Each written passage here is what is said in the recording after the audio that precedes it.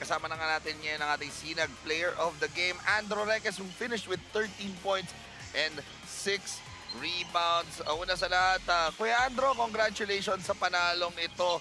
And you were down almost all of the ball game, pero sa fourth quarter bigla kayong umalagwa and even got an 8-point lead at 59-51, pero humabol itong VPD Trading. Ano yung pinag-usapan ninyo in that latter stages of that fourth quarter kung saan natapyas nga yung 59-51 na lamang ninyo?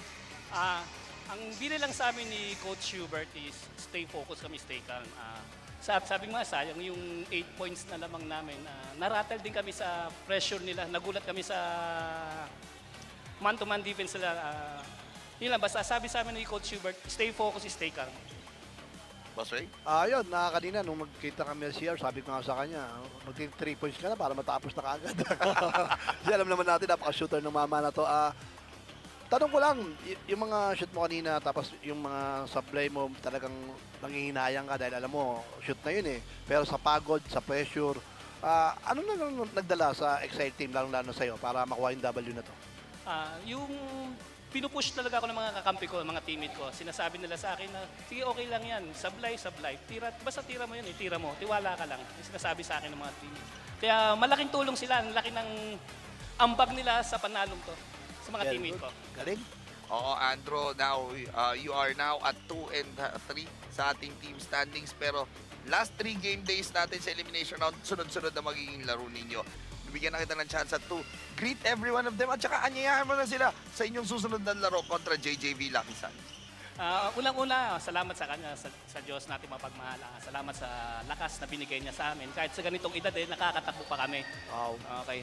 Sa nanay ko na nanonood ngayon, tatay ko, tay, pagaling ka na para andito ka lagi sa venue. Kay Boss Joey, sa anak niya, ma'am. Kay Boss Ian Bugok.